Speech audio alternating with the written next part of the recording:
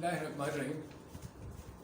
हमारा जो उन्वान था खिलाफत राशिदा का, उसकी ये 7वीं तकरीर हम कर रहे हैं और इसमें हम बयान करेंगे कि जनाब अबू बकर या उमर जो है, उनकी सुन्नत जो है या उनका तरीका जो है, उनकी सीरत जो है वो रसूलुल्लाह की सुन्नत और रसूलुल्लाह की सीरत से अलग है। तो जब रसूलुल्लाह की सुन्नत और रसूलुल्लाह की सीरत से अलग है इन बुजुर्गा की सुन्नत और सीरत, तो फिर ये बुजुर्गा को खिलाफत राशिदा क्यों कहते हैं, जो खलीफा राशिद क्यों हुए? इसकी पहले जो हमने 5 तकारीरें की हैं उसमें हमने बयान कर दिया है और लोगों ने सुना भी है, तो उनको पता चल गया कि खिलाफत राशिदा की कोई हकीकत नहीं है। ये एक बनु अब्बास के ज़माने में, उनके दौर में उलमा ने ये हदीस बनाई कि खिलाफत राशिदा के मुतालिक, मतलब तारीख से खिलाफत राशिदा का कोई मयार और कोई मकाम, कोई हैसियत नहीं है।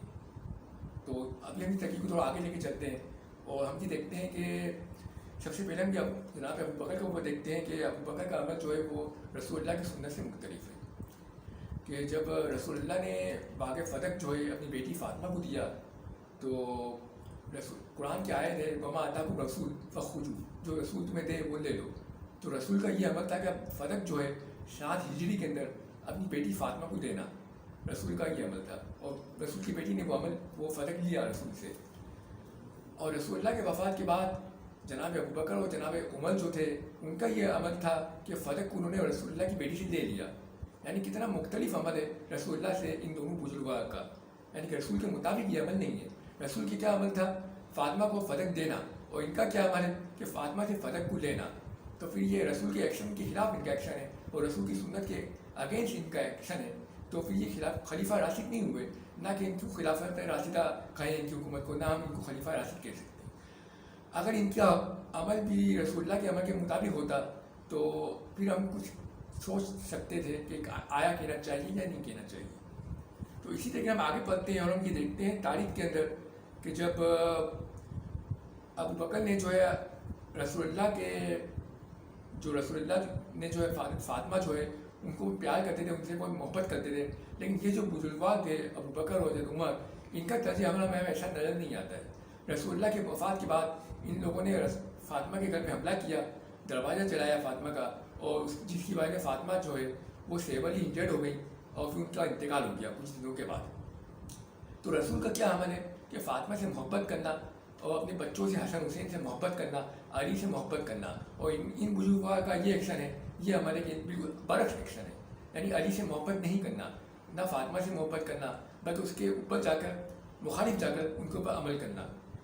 फिर अबू बकर को, हज़रत उमर को अपनी इस गलती का एहसास भी हुआ कि हमने जो फ़दक को छीन लिया फातिमा से, या जो हमने फातिमा के ऊपर जो जुल्म किया, तो इन्होंने कहा कि आए हम चलते हैं, अब हम फातिमा से जाकर माफ़ी मांगते हैं। तो ये 2 बुजुर्गा जो है वो फातिमा के घर पे पहुँचे और उन्होंने फातिमा से माफ़ी मांगने के लिए ये पहुँचे। तो इसका तज़किरा जो है किताबों में मौजूद है। मैं जो यहाँ एक किताब है इमामत सियासत कुतैबा देलबरी की, और रूना उला की किताब है, और इसका सफ़ा नंबर 23 है। उससे कुछ लाइनें पढ़ूँगा आपके लिए, बाकी हम जो है वो आपको दे देंगे ताकि आप खुद भी पढ़ें, क्योंकि हमारे में इतना ज़्यादा वक्त नहीं है। सफ़ा नंबर 23 पर जो है वो इमामत सियासत के अंदर इन्होंने लिखा है कि ये 2 बुजुर्गा जो थे, लाइन जो है कि ये उमर ने अबू बकर से कहा मेरे साथ फातिमा के पास चलो, हमने इन्हें नाराज़ किया है। दोनों ने सैयदा की खिदमत में हाजिर होने की इजाज़त तलब की, लेकिन सैयदा ने इजाज़त नहीं दी। उन्होंने इस बारे में हज़रत अली से रुजू किया और हज़रत अली ने सैयदा के पास लाए इनको, दोनों बैठ गए। सैयदा ने अपना चेहरा अक़दस दीवार की तरफ फेर लिया। दोनों ने सैयदा को सलाम किया, लेकिन उन्होंने जवाब नहीं दिया। उसके बाद मैं कुछ लाइनें छोड़ रहा हूँ। उसके बाद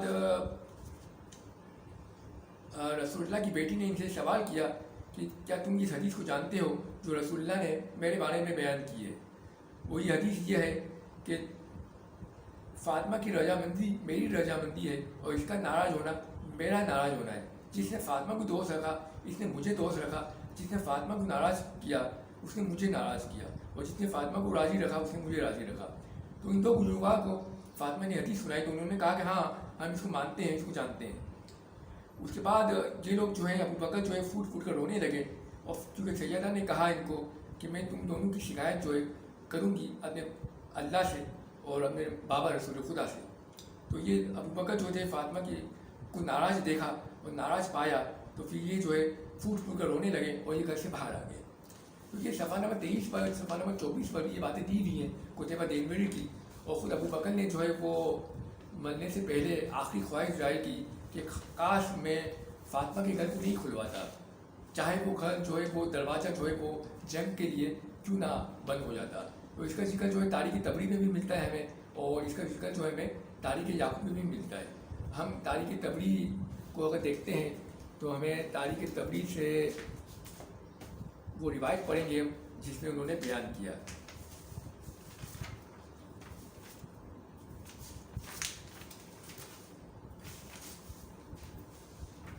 صفحہ نمبر 235 اور 236 ہے ہمارے پاس، کہ جس میں ابو بکر نے فرمایا کہ مجھے دنیا کی کوئی حسرت نہیں ہے مگر 3 چیزیں ایسی ہیں کہ کاش میں نہیں کرتا، اور 3 چیزیں ایسی ہیں جو میں نے چھوڑ دی مگر کاش ان کو میں کرتا۔ 3 چیزیں ایسی ہیں کہ کاش میں رسول اللہ سے ان کے متعلق پوچھ لیتا۔ وہ 3 چیزیں جن کو میں چھوڑتا تو اچھا ہوتا کہ کاش میں فاطمہ کے گھر کو نہیں کھلواتا، اگر جب وہ لوگ جنگ کے لیے اس کا دروازہ بند کرتے، وہ کاش میں فضا ابن سلمہ کو نہیں جلواتا بلکہ اس کو باندھ کر قتل کر دیتا، اور کاش میں شکیفہ کے روز اس عمارت کو 2 میں سے کسی ایک شخص کے گلے میں ڈال دیتا۔ ابو بکر کا اشارہ عمر اور ابو عبیدہ کی طرف تھا، دونوں میں سے کوئی ایک امیر ہوتا اور میں وزیر ہوتا۔ یعنی ابو بکر نے کہا کہ رسول اللہ کی سنت کیا تھی کہ فاطمہ کے گھر پہ جانا اور فاطمہ کے گھر کے دروازے پہ جا کے یہ کہنا السلام علیکم یا اہل نبوہ، اور فاطمہ کا احترام کرنا۔ اور ان بزرگوار نے جو ہے فاطمہ کے گھر کے کوئی پاس نہیں رکھا، کوئی لحاظ نہیں رکھا، اور گھر پہ چڑھائی کروا دی۔ اور خود انہوں نے اس بات کا دکھ بھی ہوا آخری کے اندر مرنے سے پہلے، تو خود انہوں نے کہا کہ کاش میں فاطمہ کے گھر کو نہیں کھلواتا، ان کے اوپر حملہ نہیں کرواتا، اور کاش میں فضا ابن سلمہ کو نہیں جلواتا۔ یعنی فضا ابن سلمہ کو جلوانا بھی جو ہے وہ رسول اللہ کی سنت اور شریعت کی مخالف تھا جو انہوں نے کام کیا۔ اس کے آگے اور بھی پیجز میں باتیں دی بھی ہے، لیکن ہم اتنا ہی اس پر انحصار کرتے ہیں۔ اور پھر ابو بکر کا جو ہے حضرت عمر کو نامزد کرنا خلیفہ، یہ بھی ایک رسول اللہ کی سنت میں بالکل خلاف ہے، کہ رسول نے کسی کو معین نہیں کیا تھا خلافت کے لیے سوائے علی کے۔ تو پھر حضرت عمر کو جو انہوں نے معین کیا، اور پھر حضرت عمر جو ہے خود بھی خلیفہ بن گئے، اور اس کے بعد جو ہے ہم دیکھتے ہیں حضرت عمر کی شخصیت کے اندر کہ ان کی بھی شخصیت سے ہمیں یہ نظر آتا ہے کہ رسول اللہ کی سنت کے بالخلاف جا کر انہوں نے سنت سے عمل کیا، اور رسول اللہ کے ایکشن کے خلاف ان کا ہمیں ایکشن نظر آتا ہے۔ اور اس لیے ہم دیکھیں گے اگر ہاں ہم ایک بات اور کریں گے یہاں پہ ہم ابو بکر کے لیے، کہ ابو بکر کے دور میں جو ہے مالک ابن نویرہ جو تھے صحابی تھے، ان کا ایک ذکر ملتا ہے ہمیں کہ مالک ابن نویرہ نے زکوٰۃ جو ہے خالد ابن ولید کو نہیں دی۔ جب خالد ابن ولید کو نہیں دی تو خالد جو ہے وہاں پہ پہنچے، اور خالد نے ان کے اوپر حملہ کر دیا، اور ان کی بیوی جو تھی ان کی عصمت دری کی گئی، اور ان کے لوگوں کو قتل کیا گیا۔ اور اس بات کا ذکر جو ہے تاریخ تبری میں بھی ملتا ہے اور دوسری کتابوں میں بھی ملتا ہے۔ ہم یہاں تاریخ یعقوبی سے پڑھتے ہیں جو صفحہ نمبر 209 ہے ہمارے پاس، اور جس کو نفیس نیگیٹو میں نے چھاپا ہے، اور اس پورا صفحہ تو میں نہیں پڑھوں گا، کچھ صفحہ پڑھوں گا، اور لیکن بتانا ہم یہ چاہتے ہیں کہ دیکھیں خالد ابن ولید نے مالک ابن نویرہ کو قتل کیا، اس کی بیوی جو ہے اس کے ساتھ اسی وقت جو ہے انہوں نے زیادتی کی اور ان کے لوگوں کو قتل کیا، اور اس کے بعد بھی ایک قاتل کو سزا نہیں دی گئی، یعنی خلیفہ وقت نے اس کو سزا نہیں دی، نہ ان کا خون بہا، بلکہ اسلام تو یہ کہتا ہے ناک کے بدلے ناک، آنکھ کے بدلے آنکھ، گردن کے بدلے گردن، تو اس کو نہ قتل کیا گیا خالد کو، نہ اس کو کوئی قید کیا گیا، بلکہ کو چھوڑ دیا گیا اتنے سنگین مظالم کرنے کے بعد بھی۔ تو یہ رسول اللہ کی سنت سے تو بالکل مختلف سنت ہے، رسول اللہ کی سیرت سے تو بالکل مختلف سیرت ہے۔ اسلام تو کہتا ہے کہ آپ ایسے لوگوں کو سزا دی جائے، اور اس کا میں تھوڑا سا کچھ واقعات پڑھ دیتا ہوں۔ خالد نے صفحہ نمبر یہ سے صفحہ 209 پر کہ بس مالک ابن نویرہ آپ کے ساتھ مناظرہ کرنے آئے، اور اس کی بیوی بھی ان کے پیچھے پیچھے آئے، اور جب خالد نے اسے دیکھا تو وہ آپ کو پسند آئی، اور آپ نے کہا خدا کی قسم جو کچھ تیرے ٹھکانے میں ہے میں اسے حاصل نہیں کروں گا حتیٰ کہ تجھے قتل کر دوں۔ بس آپ نے مالک کو دیکھا اور آپ نے اسے قتل کر دیا اور اس کی بیوی سے نکاح کر لیا، اور حضرت ابو قتادہ نے حضرت ابو بکر سے مل کر آپ کو واقعہ بتایا اور قسم کھائی کہ حضرت خالد کے جھنڈے تلے ہم نہیں چلیں گے، اس لیے کہ آپ نے مسلمان مالک کو قتل کیا ہے۔ حضرت عمر خطاب نے حضرت ابو بکر سے کہا کہ خلیفہ رسول بلا صبح حضرت خالد نے مسلمان شخص کو قتل کیا ہے اور اسی روز اس کی بیوی سے نکاح کر لیا ہے۔ ابو بکر نے خالد کو خط لکھا اور آپ کو بے قرار کر دیا۔ آپ نے کہا اے خلیفہ رسول میں نے تعویل کی ہے اور میں نے ٹھیک کیا ہے اور میں نے غلطی نہیں کی ہے۔ تو یہ آپ دیکھیں کہ کتنا ظلم ہے ایک شخص کے اوپر کہ اس کی بیوی کو بھی جیل لوٹ لی جائے، اس کو بھی قتل کر دیا جائے، اس کے دوستوں کو بھی، مالک کے پورے قبیلے کو قتل کر دیا جائے، اور وہ آدمی جو ہے وہ قاتل جو ہے جانی جو ہے وہ چھوٹ جائے، اس کو کوئی سزا نہ ملے۔ تو یہ واقعات ہیں جس سے مسلمانوں کو، اسلام کو جو انگریز ہیں وہ پوچھتے ہیں کہ کیا مسئلہ ہے، اس کا کیا جواب ہے، جس کا کوئی جواب نہیں ہمارے پاس۔ تو اب ہم تھوڑا حضرت عمر کے اوپر چلتے ہیں کہ حضرت عمر نے جو ہے انہوں نے جو ہے وہ رسول اللہ کی سنت کے خلاف جا کے ان سے کیا کیا کام ہوئے، جب وہ بھی دیکھتے ہیں۔ ہمارے پاس شبلی نعمانی کی کتاب ہے الفاروق جو حذیفہ اکیڈمی نے چھاپی ہے، اور اس کا صفحہ نمبر 313 ہم دیکھتے ہیں، اور کہ رسول اللہ کی سنت کیا تھی اور ان کی سنت کیا تھی۔ حضرت عمر نے جو ہے اذان کے اندر ایک جملے کا اضافہ کیا صبح کی اذان کے اندر کہ فجر کی نماز میں الصلاۃ خیر من النوم، کہ نماز جو ہے نیند سے بہتر ہے، اور اس کا تذکرہ جو ہے رسول اللہ کے دور میں نہیں تھا۔ اور اسی طریقے سے ہم دیکھتے ہیں کہ نماز تراویح جو ہے وہ رسول اللہ کے زمانے میں جماعت سے نہیں پڑھی جاتی تھی، مگر حضرت عمر نے اسے جماعت سے پڑھوائی۔ متاع الحج جو ہے اس کو بھی انہوں نے روک دیا، اور متاع النساء جو ہے اس کو بھی انہوں نے منع کر دیا۔ اور اسی طریقے سے جو شراب پینے والے جو لوگ تھے ان کو پہلے 40 کوڑے لگوائے، اور اس کے بعد ان کو 80 کوڑے لگوائے۔ اور 3 طلاقیں جو تھی پہلے ایک ساتھ نہیں ہوا کرتی تھی، تو اسے بھی ایک ساتھ انہوں نے کروا دی حضرت عمر نے۔ یعنی رسول اللہ کی سنت کی کتنا مخالف سنت ہے ان کا، رسول کے ایکشن کے خلاف مخالف ایکشن ہے ان کا، کہ رسول کے زمانے میں 3 طلاق ایک ساتھ نہیں ہوتی تھی، مگر انہوں نے اپنے زمانے میں کر دی۔ نماز جنازے میں 4 تکبیریں انہوں نے کروا دی حضرت عمر نے۔ اس سے پہلے جو ہے 5 تکبیریں رسول اللہ کے زمانے میں ہوتی تھی، رسول کی سنت 5 تکبیریں تھیں، لیکن انہوں نے 4 کروا دی۔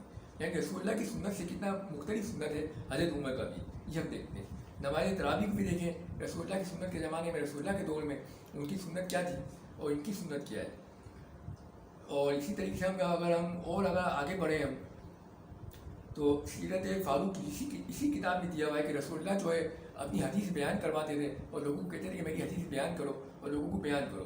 لیکن سیرت فاروق میں ان کی سیرت میں حضرت عمر فاروق کی اور ان کی سنت میں یہ ہے کہ وہ منع کرتے تھے کہ کوئی رسول اللہ کی جو ہے وہ حدیث کو بیان نہیں کرے۔ اور اس کا حوالہ جو ہے 264 صفحے پر ہمارے پاس ملتا ہے، یہاں پہ سیرت فاروق کے اندر جو ہمارے پاس کتاب ہے سیرت فاروق کے اندر،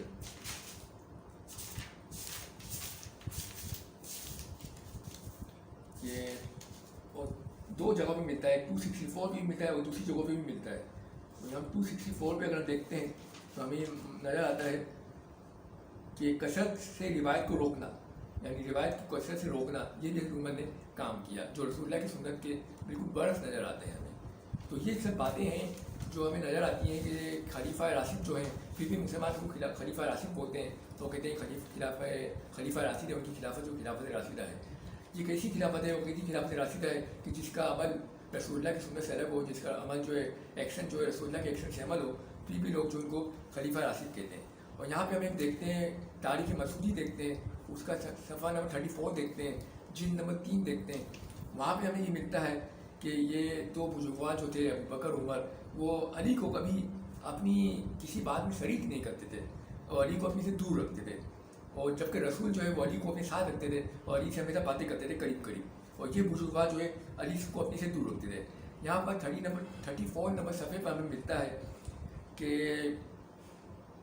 علی کو انہوں نے جو ہے دعوت دی، اپنی بیعت کی، پھر ان دونوں نے اپنی بیعت کی دعوت دی تو اس نے تاخیر کی، یعنی علی نے تاخیر کی، تو ان دونوں نے اس کے متعلق عظیم رائے قائم کی، پھر اس نے ان دونوں کی بیعت کی اور خاص انہی کا ہو کر رہ گیا۔ پھر یہ دونوں اسے اپنے معاملات میں شامل نہیں کرتے تھے اور نہ ہی اسے اپنے رازوں سے آگاہ کرتے تھے، یعنی نہ معاملات میں شریک کرتے تھے علی کو، نہ اپنے راز سے آگاہ کرتے تھے، اور یعنی اس قدر علی کو اپنے سے دور رکھتے تھے۔ اور پھر اللہ تعالیٰ نے ان دونوں کو وفات دے دی۔ تو یہ پورا خطبہ ہے، خط ہے، معاویہ کا جواب ہے جو انہوں نے محمد ابن ابی بکر کو دیا تھا، وہ ہم نے تھوڑا سا پڑھا ہے، وہ پیپر لگا دیں گے، آپ خود ہی پڑھ لیجیے۔ تو اس سے پتہ چلتا ہے کہ ابو بکر اور عمر اور عثمان کے دور میں بھی سنت کے مخالف جا کے کام ہوا، اور رسول اللہ کی سنت سے مخالف کام ہوا، اور رسول اللہ کے ایکشن سے مخالف کام ہوا۔ تو پھر یہ خلیفہ راشد نہیں ہوئے، نہ ان کی خلافت راشدہ ہوئی۔ بس ہم بہت مختصر پڑھ رہے ہیں، اور اگر کوئی دقت کرنا چاہے، اس پر ریسرچ کرنا چاہے تو پڑھنے کے لیے تاریخ کی کتابیں، حدیث کی کتابیں सीरत की किताबें और तफासिर हैं जिनमें बहुत सारा मवाद दिया हुआ है, हम तो बहुत थोड़ा सा बयान कर रहे हैं अपने मौजू को जल्दी जल्दी समेटने के लिए। और बस इसके आगे जो है फिर माविया के बारे में बयान करेंगे कि माविया का तर्ज अमल यही था कि उन्होंने भी सुन्नत उस्मान पे अमल किया और उन्होंने भी रसूलुल्लाह की सुन्नत से मुख्तलिफ जाके अमल किया। और माविया की सुन्नत में भी हमें नज़र आता है कि वो बिल्कुल अलग थी रसूलुल्लाह की सुन्नत से इनकी तरह। तो ये सब बातें हैं। उसके माविया के बाद हम यजीद तक जाएंगे, उसके बाद बनु उमय्या बनु अब्बास तक जाएंगे, जल्दी जल्दी जाएंगे और ताकि उन्वान को समेट सके। बस आज के तक इतना ही है। तो अस्सलाम वालेकुम व रहमतुल्लाहि व बरकातुहू।